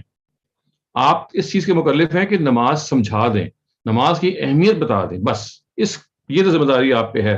لیکن خدا نے آپ سے یہ نہیں پوچھنا کہ آپ کے بیٹے نے نماز کیوں نہیں پڑھی. تو اس وجہ سے یہ ایک بڑی اہم چیز ہے جو ہمارے پیرنٹس بعض دفعہ مس آؤٹ کر جاتے ہیں. اس کو سمجھنا اور جاننا is very important. Thank you very much, Dr. Salim. We have a chat question. So Akram Bhatti asks, who are the Sa'ibin? Are they worshipping stars? If so, why does the Qur'an talk about them along with the people of the book? So the Sa'ibun or the Sa'ibin, they come in Surah Baqarah verse 62 and Surah Al-Ma'idah verse 69. I can read Surah Al-Ma'idah. So it says, جی آپ یوں کیجئے کہ تدبر قرآن میں جہاں پہ یہ دونوں آیتیں آئیں ان کو نکال کے آپ ان کو پڑھ لیں، تو اس میں انہوں نے بتایا ہے کہ جو مولانا فراہی ہیں انہوں نے صابئین پہ جو اتنی ریسرچ کی ہے اس سے معلوم ہوتا ہے کہ یہ بھی یہ توحید پرست لوگ تھے initially. They were very, very, monotheistic and slightly, later on ان کے ہاں ڈیویشن پیدا ہوئی اور وہ عربوں میں وہاں پہ موجود تھے، اور ان کے ہاں جو نماز کی جو عبادت ہے وہ بہت زیادہ پائی جاتی تھی. اسی وجہ سے جب مسلمانوں نے نماز پڑھنی شروع کی تو لوگوں نے کہنا شروع کر دیا نبی صلی اللہ علیہ وسلم کو اور لوگوں کو، اچھا آپ صابی ہو گئے ہیں، مطلب کہ آپ بھی وہ کام کرنا شروع کر دیں. تو انہوں نے یہ بہت ایک ڈیپ ریسرچ کر کے بتایا کہ جو صابی لوگ تھے they started off with a monotheistic belief of religion, and اس کے بعد ان کے ہاں بھی پھر polytheism اور شرک پیدا ہونا شروع ہو گیا، اور چونکہ وہ عربوں میں موجود تھے اس وجہ سے پھر قرآن مجید ان کو مخاطب بنایا. تو اس پہ وہ نوٹ وہ ضرور پڑھ لیجئے، کیونکہ استاد ابی نصر اسلائی نے فرائی صاحب کی جو ریسرچ ہے وہاں ریپروڈیوس کر دی ہے. Thank you very much, Dr. Salim. Our next question comes from Adil Qureshi. Please go ahead. So, doctor میرے کچھ سوالات ہیں. I think Mariam will moderate when she wants to switch over. So, ایک تو یہ absolute truth کے بارے میں میری کچھ confusion ہے کہ when people say کہ جی they are searching for truth، یا کیا کوئی کہا جاتا ہے کہ جی میری زندگی پوری کی پوری جو ہے وہ حق یا سچ کی تلاش میں گزر جائے، تو یہ بڑی اچھی بات ہے. جہاں تک میں سمجھا ہوں، بنیادی طور پہ جو زندگی کا جو سب سے بڑا سوال ہے، میٹافزیکل کوشچن، کہ جی why are we here, not how are we here but why are we here and what happens after we ڈائی.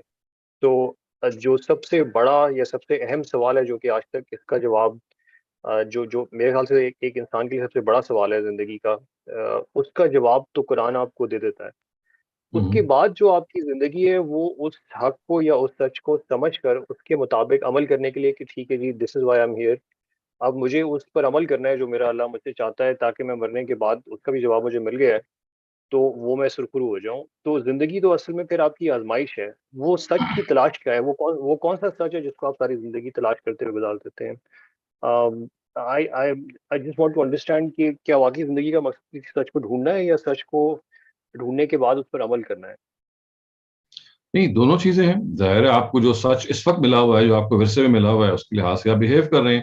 لیکن یہ عام طور سے یہ ایک براڈ سچ ہوتا ہے، جیسے آپ نے بیان کیا کہ اللہ ایک ہے، آخرت میں ہماری اکاؤنٹیبلٹی ہونی ہے، اور ہمیں اللہ تعالیٰ نے پیدا کیا ہے، ہم اس کے بندے ہیں، وہ ہمارا خالق ہے، ہم اس کی مخلوق ہیں. اس کو ہم کہتے ہیں بیسک ٹروتھس ہیں. یہ تو سیلف ایویڈنٹ ٹروتھس کہتے ہیں.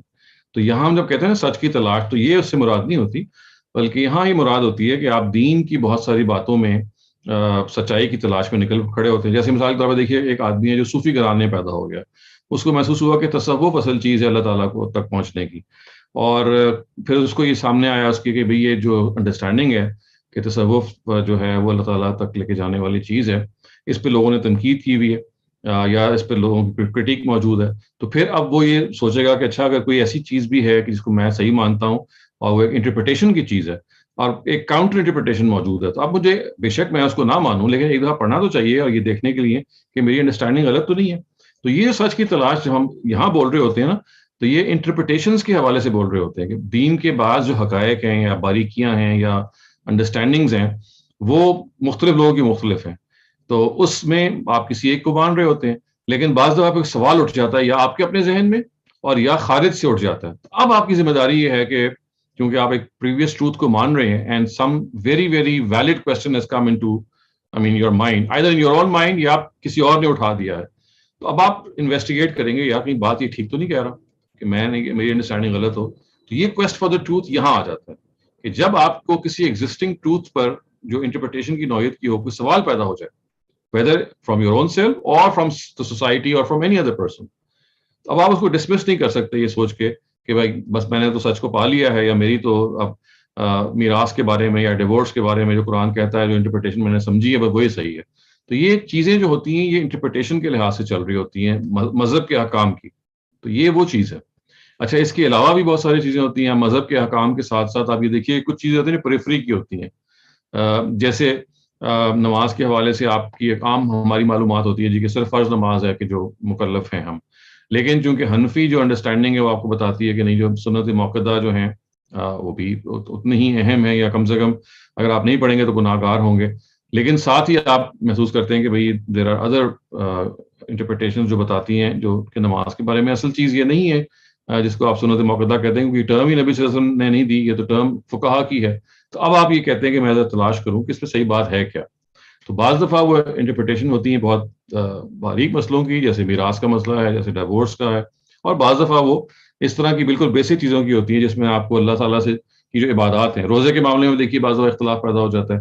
اب کئی لوگ یہ کہتے ہیں کہ روزے میں افطار جو ہے وہ کیا, اس سے جب قرآن یہ کہتا ہے نا کہ اتم الصیام الی اللیل, رات تک اپنے روزے کو پورا کرو, تو اب انٹرپریٹیشن کا یہ اختلاف ہے کہ رات تک سے کیا مراد ہے. کچھ لوگ کہتے ہیں غروب آفتاب سے مراد رات ہے, کچھ لوگ کہتے ہیں غروب آفتاب نہیں بلکہ ستارہ جب پہلا نمودار ہوتا ہے اس سے مراد رات ہے, کیونکہ ستارے کے آنے سے رات کا پتہ چلتا ہے.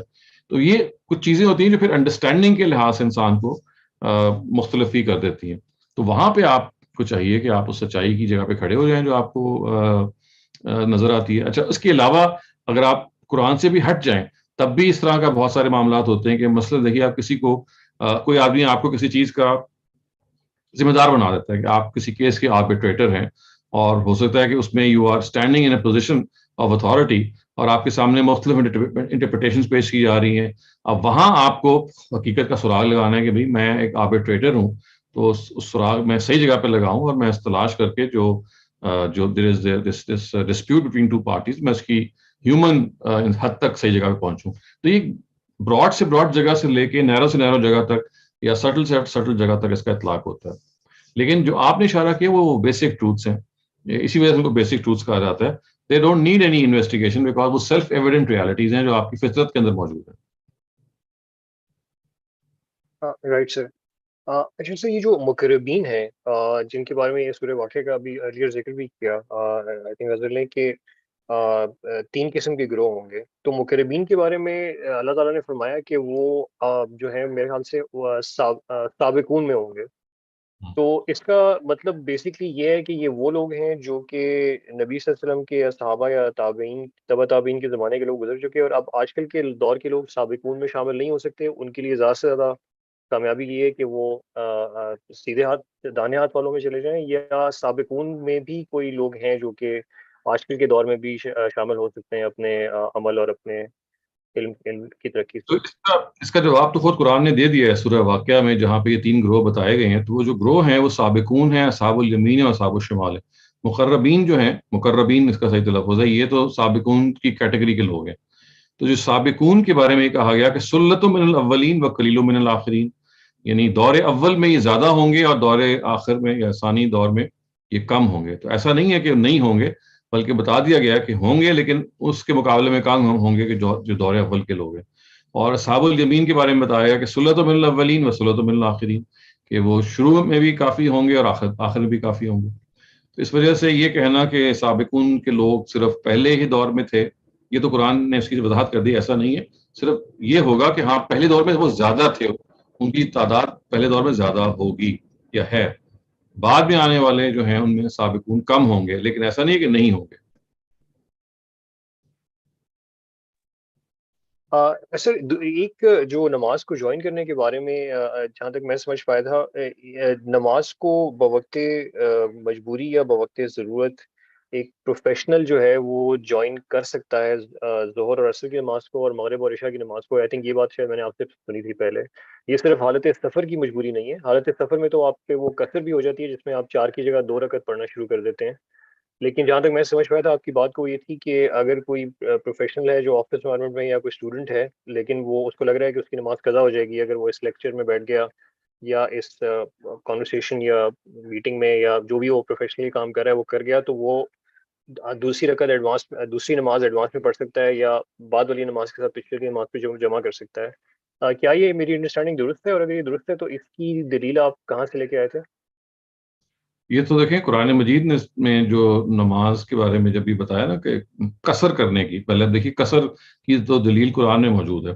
قصر کا مطلب ہے کہ نماز کو شارٹن کرنا، 4 کے 2 کرنا. تو یہ کہا گیا کہ اگر آپ جنگ کی حالت میں ہیں تو آپ نماز کو کم کر سکتے ہیں، 2 کر سکتے ہیں. تو نبی صلی اللہ علیہ وسلم نے، چونکہ یہ جو جنگ کی حالت ہے یہ اصلاً خطرے کی اور ڈسکمفرٹ کی حالت ہے، تو اس میں علت کا امتداد کیا. اس کا کیا مطلب ہے کہ بائی انالوجی انہوں نے کہا کہ ہر وہ ڈسکمفرٹ کہ جو انسان پہ طاری ہوگا وہ جنگ کے علاوہ بھی بہت ساری حالتوں میں طاری ہو سکتا ہے، تو اس میں آپ نماز قصر کر سکتے ہیں. اس کے بعد پھر انہوں نے ایک اور جو لطیف استنباط کیا جو قرآن مجید کی ایک آیت میں موجود ہے، ان الصلاۃ کانت للمؤمنین کتاب موقوتا سے استدلال کرتے ہوئے پہلے جب آیا ہے کہ جب انسان کو قصر کی اجازت دی گئی تو پھر یہ کہا گیا کہ فَإِذَا اطْمَأْنَنْتُمْ فَأَقِیمُوا الصَّلَاۃ، کہ جب آپ کو امن نصیب ہو جائے تو پھر آپ پوری نماز پڑھیں. تو وہ اگر آپ حصہ نکال کے پڑھیں گے، میرے سامنے اس وقت حصہ نہیں ہے، لیکن اگر آپ وہ حصہ نکال کے پڑھیں گے اور استاد جاوید احمد غامدی کی جو ایکسپلینیشن ہے جو میزان میں انہوں نے کی ہے اور البیان میں بھی کی ہے، انہوں نے بتایا کہ دیکھیے خود پیغمبر نے ان آیتوں سے کیسے نہ صرف یہ کہ جو استنباط وہ الگ سے کر ہی دیا تھا کہ قصر نماز کا، بلکہ جمع کرنے کا جو استنباط ہے وہ خود قرآن مجید سے ہو جاتا ہے. تو یہ نبی صلی اللہ علیہ وسلم کا اپنا استنباط ہے جو انہوں نے قرآن کی آیتوں سے کیا ہے. تو یہ قرآن کی آیتوں سے استنباط ہے جو پیغمبر صلی اللہ علیہ وسلم نے کیا ہے کہ نمازوں کو جمع کیا جا سکتا ہے فار اینی ویلڈ ریزن. ظاہر ہے وہ ڈسکمفرٹ ہو سکتا ہے، وہ inability to pray for certain reasons، جیسے آپ نے بتایا یا اشارہ کیا کہ کوئی لیکچر میں کسی نے بیٹھنا ہے، کسی نے سرجری کرنی ہے، کوئی اور اس طرح کے معاملات کرنے ہیں جس میں اندیشہ ہے کہ وہ نماز ان کو نہیں ملے گی، تو وہ نماز کو کمبائن کر سکتے ہیں. اور وہ جو کمبینیشن ہے وہ پوری رکعت کے ساتھ ہی ہوگی، یعنی وہ 4 رکعت ظہر کی بھی پڑھیں گے اور ساتھ 4 رکعت عصر کی بھی پڑھیں ضروری گے. نہیں. دیکھیے اس کا تعلق تو یہ ہے کہ آپ نے قصر کو اور جمع کو اگر آپ نے اکٹھا کیا تو آپ دونوں بھی کر سکتے ہیں. اگر آپ نے صرف جمع کی تو آپ نہ وہ کر سکتے ہیں. دیکھیے اگر آپ کو یعنی آپ کے پاس اتنا فراغ تھا، اتنی چیز موقع تھا کہ آپ پوری نماز کو جمع کر دیں، تو آپ مثلا اگر آپ ظہر کی نماز کے ساتھ آپ نے عصر کو جمع کیا تو آپ اس کو 4 اور 4 کے لحاظ سے بھی جمع کر سکتے ہیں. اور اگر وہ قصر کی نوعیت کی چیز ہے، یعنی سفر کی یا کسی بھی وجہ سے ڈسکمفرٹ آپ کو ہو رہا ہے، تو پھر آپ 2 اور 2 کر کے بھی جمع کر سکتے ہیں. تو جمع تو حالت قصر کی بھی کی جا سکتی ہے اور غیر حالت قصر کی بھی کی جا سکتی ہے. 4 اور 4 بھی جمع ہو سکتی ہیں، 2 اور 2. وہ دونوں کی کنڈیشنز میٹ ہونی چاہیے. یعنی دونوں کی کنڈیشنز یہی ہیں، یعنی جو قصر کرنے کی کنڈیشن یہ ہے ڈسکمفرٹ، جمع کرنے کی کنڈیشن ڈسکمفرٹ نہیں ہے، بلکہ یہ ہے کہ آپ کسی وجہ سے نماز اپنے وقت پہ نہیں پڑھ سکیں گے. تو وہاں اصل چیز وقت کا کنسٹرینٹ ہے اور یہاں اصل چیز ڈسکمفرٹ ہے. اگر یہ دونوں موجود ہوں گی تو پھر آپ 2 اور 2 کریں گے، کوئی ایک موجود ہوگی تو پھر آپ 4 4 کریں گے. تو اٹ ڈیپینڈس کہ آپ کس کو ملا رہے ہیں کیسے. Right sir. اور سر میرا ایک لاسٹ سوال تھوڑا ایک جنرل سوال ہے، جسٹ آؤٹ آف کیوریوسٹی، اور شاید یہ آپ سے نہیں پوچھنا چاہیے تھا لیکن چونکہ آپ کی ایکسس زیادہ ہے ہمارے پاس ایز کمپیئر ٹو غامدی صاحب. تو غامدی صاحب اپنے آپ کو مولانا امین احسن اصلاحی صاحب کا بڑا ہی ایک ہمبل، آئی تھنک ان کے اپنے الفاظ میں اگر کہا جائے تو وہ آخری صف کا اسٹوڈنٹ کہتے ہیں، کہ وہ کہتے ہیں کہ میں تو ان کی بڑی نالائق شاگردوں میں سے بنیادی طور پہ شامل ہوں. آئی ووڈ امیجن غامدی صاحب وہ بڑی عاجزی سے کام لیتے ہیں، لیکن کیا واقعی کوئی امین احسن اصلاحی صاحب کے ایسے اسٹوڈنٹس ہیں who are as notable as Ghamidi صاحب that one should follow؟ آپ کی نالج میں جنہوں نے کوئی کام کیا ہے جن کو ہمیں فالو کرنا چاہیے، یا ایسے کوئی؟ دیکھیں یہ تو آپ اگر آپ دیکھیں تو غامدی صاحب تو نے اصلاحی صاحب کو بہت لیٹ جوائن کیا، 1973 کی بات ہے. اصلاحی صاحب کی جو پیدائش ہے وہ 1904 کی ہے. تو ظاہر ہے انہوں نے مختلف بیچز کو پڑھایا ہوا ہے. خود مولانا وحید الدین خان کو انہوں نے مدرسۃ الاسلام میں پڑھایا ہوا ہے اور مولانا نے اس کا اعتراف کیا. تو مولانا وحید الدین خان ان کے بہت ایک نوٹیبل اسٹوڈنٹ ہیں. یہ آپ کہہ سکتے ہیں کہ نوٹیبل اسٹوڈنٹس میں اسے ضروری نہیں ہوتا کہ سب اپنے استاد کے اصولوں پہ چلیں، لیکن ایز اے اسٹوڈنٹ وہ ان کے اسٹوڈنٹ رہے ہیں. پھر خالد مسعود صاحب جو ہیں جو 1950s میں اور 60s میں اصلاحی صاحب کے اسٹوڈنٹ بنے، اور ابھی تقریباً 20 سال پہلے ان کا انتقال ہوا. ان کی کتاب حیات رسول امی انہوں نے لکھی، جو ایک بہترین کتاب ہے سیرت کی، تو وہ ایک بہت نوٹیبل اسٹوڈنٹ ہیں. پھر سلیم کیانی صاحب جو ہیں وہ ایک بہت نوٹیبل اسٹوڈنٹ ہیں، وہ یو کے میں تھے، ان کا بھی حال ہی میں انتقال ہوا ہے. عبداللہ غلام احمد صاحب ہیں جو ایک نوٹیبل اسٹوڈنٹ رہے ہیں، انہوں نے بہت سارے لیکچرز کو ٹرانسکرائب کیا. اور سعید احمد صاحب ہیں، داؤد صاحب ہیں، جنہوں نے مولانا کے کام کو یوں سمجھ لیجیے کہ جو ان کی اسپیچز تھی ان کو کتاب کی شکل میں منتقل کیا. تو اپنے اپنے نیچر کے لحاظ سے، لیول کے لحاظ سے بہت سارے لوگوں نے کنٹریبیوٹ کیا، کیونکہ مولانا کا انتقال ہوا ہے 94 ایئرس کی ایج میں. تو یو کین امیجن کہ ان کے اس اتنے بڑے لائف سپین میں مختلف ادوار میں مختلف شاگرد رہے، حتیٰ کہ ڈاکٹر اسرار صاحب بھی ان کے شاگردوں میں شمار کیے جاتے رہے ہیں. یہ اور بات ہے کہ بعد میں ڈاکٹر اسرار صاحب نے اپنے آپ کو الگ کر لیا تھا جب رجم کی بحث ہوئی ہے، اور اصلاحی صاحب کی جو کتاب ہے تفسیر تدبر قرآن، اس میں انہوں نے رجم کے بارے میں ایک مختلف موقع پہ اختیار کیا، تو ڈاکٹر اسرار صاحب نے اپنے آپ کو الگ کر لیا، ورنہ وہ بھی اپنے آپ کو انہیں کا شاگرد کہتے تھے. سو یہ ایک ان کی لسٹ ہے بہت سارے شاگردوں کی، اور اگر آپ ان کی ویب سائٹ پہ جائیں گے ameenhasanistai.org، تو اس میں آپ کو یہ تفصیل مل جائے گی ان کے اسٹوڈنٹس کی اور جو نوٹیبل اسٹوڈنٹس ہیں انہوں نے کیا کام کیا. تو غامدی صاحب کی اپنی کنٹریبیوشن ہے، تو ہر ایک شخص کی اپنی کنٹریبیوشن ہے. Thank you very much. Thank you, Dr. Salim. Amar Farouk, please go ahead. My question was actually addressed by Mr. Athar, so I have no questions right now. Thank you so much. Okay, great.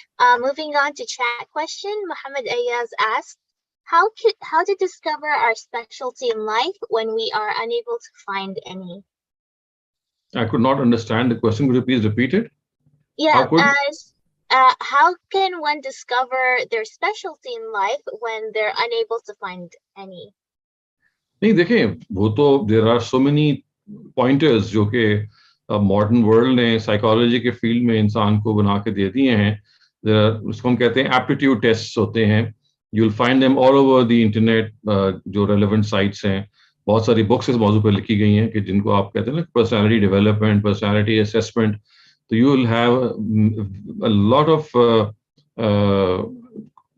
related personality and aptitude tests, and you just need to go through them. آپ جب ان aptitude test کو attempt کریں گے تو وہ aptitude test جو ہے آپ کو بتا دے گا کہ آپ کا ایپٹیٹیوڈ کس طرف زیادہ نمایاں ہے. تو اس وجہ سے آپ کو اپنی اسپیشلٹی کو ڈسکور کرنے کے لیے یہ ٹیکنیکس ہیں جو you just need to look them up, just Google them and you will find a lot of material available, اور بہت آسانی کے ساتھ you will be able to assess your own talents. Thank you very much, Dr. Salim. The next chat question asks, I have heard Ghamidi Sahab on providing existence of God. It was very inspiring, but how can we prove that he is one? How can we determine the oneness of God? نہیں، وہ تو دیکھیے انسان کی فطرت کی سب سے بڑی دلیل ہے. یعنی اگر آپ نے خدا کو ایک خالق مان لیا کہ he is the person who is running the affairs, تو یہ ان نیچرل ہے. اللہ تعالیٰ نے دلیل دی ہے کہ وہ ایک سے زیادہ ہو سکتے ہیں. یعنی ایسے ہی ہے کہ جیسے کبھی آپ نے کسی ایک ملک کے 2 پریزیڈنٹس دیکھے ہیں کہ we have 2 presidents of a country یا 2 CEOs of an organization. تو بائی نیچر انسان is always subservient to one person. ایک بات تو یہ ہے. دوسری بات یہ کہ اللہ تعالیٰ خود یہ کہتے ہیں کہ had there been more than one gods، اللہ تعالیٰ کہتے ہیں کہ I would have been the first person to inform people about that. I have shared my divinity with other people. تو جب وہ ڈیوینٹی اللہ تعالیٰ نے ڈسکلوز نہیں کی کہ کسی ساتھ انہوں نے شیئر کی، and he is a soul person یا soul being who is God, تو جو لوگ people who associate partners with him they actually need to give a proof. تو اسی وجہ سے اللہ تعالیٰ کہتے ہیں کہ people who associate partners with him, they have no proof of that, because had they been partners, he would have been the first one to tell people. تو خدا کہتے ہیں کہ this is my way of telling you. یعنی I'm going to be the person who's going to tell you. And since I have not told you, so you have no right to associate partners with me. لیکن other than that, as I said, کہ جو کائنات کا آپ نے سوچا ہے کہ it is being governed by someone, so it cannot be 2 people for simply the fact that it is against human nature to be subservient to more than one superior being. You cannot do that. اور پھر قرآن نے ایک تیسری بھی دلیل دی اور یہ کہا ہے کہ ایک سے زیادہ اگر خدا ہوتے تو ایک دوسرے پہ چڑھ دوڑتے. They have tried to conquer each other and become one, because this is the nature of people that when you are in such a position that you have different domains and you're governing each of these domains, so what should stop you from not conquering the domain of other? تو قرآن نے یہ کہا ہے کہ اگر ایک سے زیادہ خدا ہوتے تو پھر یہ ایک دوسرے پہ چڑھ دوڑتے. They would have created havoc by attacking each other and maybe trying to win over the kingdom of the other. تو یہ سب باتوں کی وجہ سے ہم کہتے ہیں کہ خدا ایک ہے. Thank you for the explanation, Dr. Salim. The next chat question asks, So in Surah An-Nisa, verses 101 and 102, some people say because Muhammad sallallahu alaihi wasallam taught one rak'ah to every group, that means the whole prayer cannot be more than 2 rak'ahs normally. What would you tell us about this?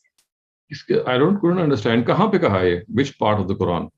They're quoting Surah An-Nisa, verses 101 and 102. وہ تو یہ ہے کہ صلاۃ الخوف کے بارے میں کہا گیا ہے کہ جب آپ when the enemy is at hand and you're fighting a battle, تو اب یہ تو نہیں ہو سکتا تھا نا کہ سارے کے سارے لوگ اکٹھے نماز پڑھیں. It's not possible کیونکہ some people had to pray and other people had to guard the people تاکہ enemy attack نہ ہو جائے. تو اس موقع پہ آپ نے قصر پڑھنی تھی because war میں you are allowed to reduce the prayer. تو 4 کو 2 پڑھنا تھا. تو اس کی ترکیب اللہ تعالیٰ نے یہ بتائی کہ بجائے سے کہ سب لوگ نماز پڑھیں, کیونکہ سب لوگ نماز پڑھنا شروع ہو جائیں گے تو there will be no one to protect them. تو یہ کہا گیا کہ ایک رکعت جو ہے وہ ایک گروپ نماز پڑھے, اور دوسرا رکعت دوسری جو گروپ ہے they should watch over the people تاکہ to protect them. اور جب وہ رکعت ختم کر لیں تو they should just push away and complete the رکعت, اور دوسرا جو گروپ ہے جو باہر واچ کر رہا تھا ان کو it should come and start praying behind the prophet.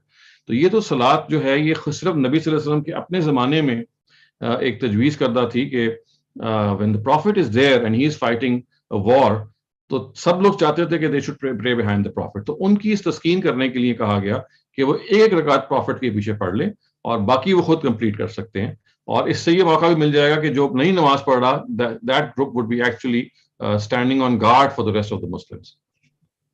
Thank you very much, Dr. Salim. Noshad Shafkat, you're the last person to ask the question. Please keep it concise. We need to end our session on time today. Dr. Saab, I think my question can be taken up at some other time. I was only asking about the view of Ghamidi Saab, that the present world consists of the sons of Nuh alayhi salam, Sam, Ham, and now Yafis are coming up. I wanted to know your view about it, that whether only the progeny of Hazrat Nuh alayhi salam exists in the world, because in the Quran, in Surah Hud, probably verse 40, it says that you load onto the ship your family members except those about whom it has been forbidden, and also dusre iman wale.